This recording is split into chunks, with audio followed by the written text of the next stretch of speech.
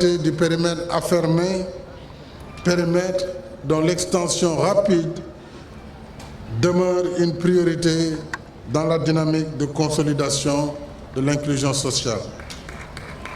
Je ne saurais clore mon propos sans réitérer mes remerciements à son Excellence Monsieur l'ambassadeur du Japon, qui comprend si bien déjà le Wolof. Comme Monsieur l'ambassadeur jërëjëf au Japon, à ses autorités et à son peuple. Et je voudrais magnifier l'élargissement de la coopération exemplaire entre le Japon et le Sénégal.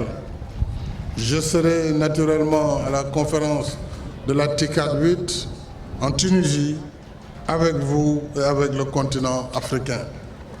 Je déclare à présent officiellement lancés les travaux de l'usine de dessalement de Mamelles et du renouvellement du réseau de distribution de Dakar, et je félicite les entreprises adjudicataires et les engage à accélérer le rythme dans la mise en œuvre de cet important projet.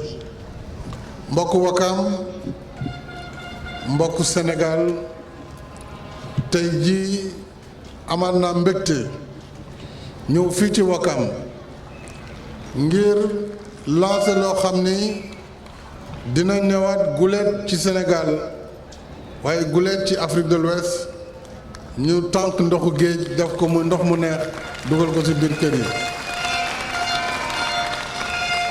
amoon nañu ay toolu jant yu joxe courant, ay toolu ngelaw yuy joxe courant, tey nag am nañu ndoxu géej bu ñuy defar mu nekk ndox mu neex.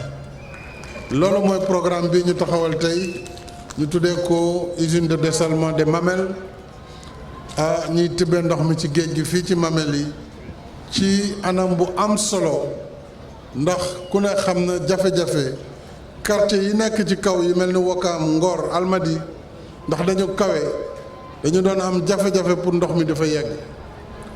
lii nag bu paree ak li ko jiitu usine bu Kër Momar Sarr KMS 3 ñaari téeméeri junni ci ay mètre cube, te mètre cube bu ne junniy litre la.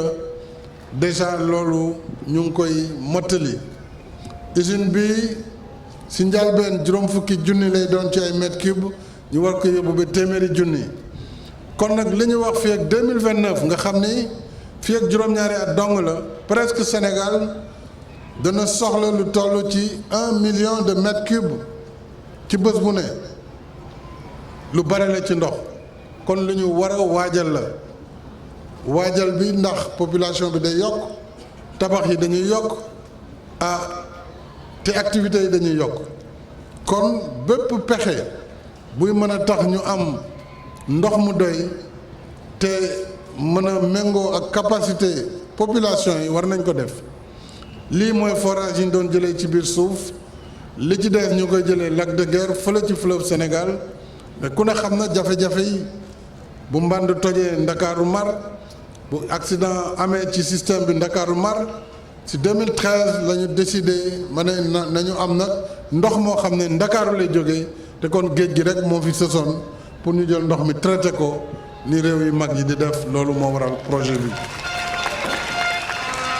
may gërëm ñëpp ñu ci liggéey, di ci jiital réewu Japon, ndax du tollu téeméeri milliards ak fanweer ak juróom-ñaar ci suñu koppar la ñu lebal ci anam yu woyof ngir ñu def usine bi, waaye itam ñu remplacer tuyau yu xomaat yi nga xam ne ak yu màgget yi fi nekk, ndax tuyau boo ci gis ëpp na juróom fukki at bi mu fi nekkee ba tey. kon war nañu changer tuyau yooyu, yokku diamètre bi ndax population bi yokku na, ngir ndox mi fu waay mën a nekk ci Ndakaaru mën ci jot, muy guddi muy bëccëg.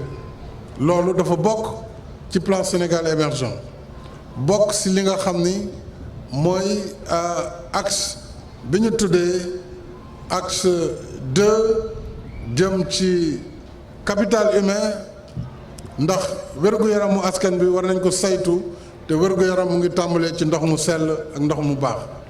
loolu moo waral projet bi ñu ñëw nag defee ko fii ci Wakaam di dëkku Lebu di dëkku cosaan may gërëm waa Wakaam di gërëm kilifa yi di gërëm grand sëriñ ak toute la collectivité waaye di gërëm nag le maire de la commune Abdou Aziz Gueye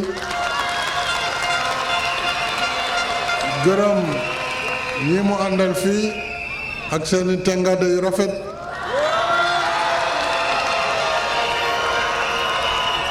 ma gërëm itam les notables et responsables politiques de Wakam dont l'ancien maire de Wakam M. Samba Bathily Diallo et tous les responsables politiques de la localité ñoom ñëpp sans exception maa ngi leen di nuyu di leen gërëm di wax nag monsieur le maire lii tàmbali la ndax Wakam nangu nañu fi def fi stade pour US Wakam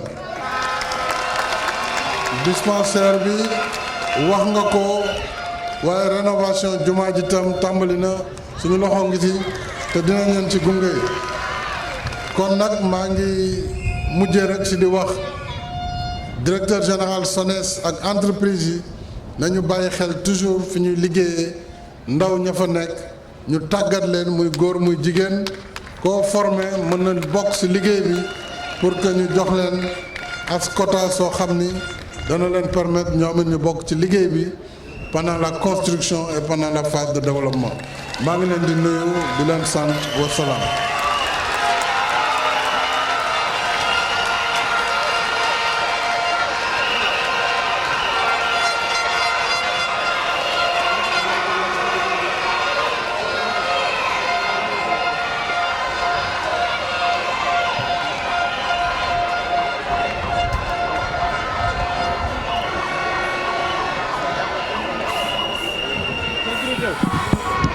Sécurité.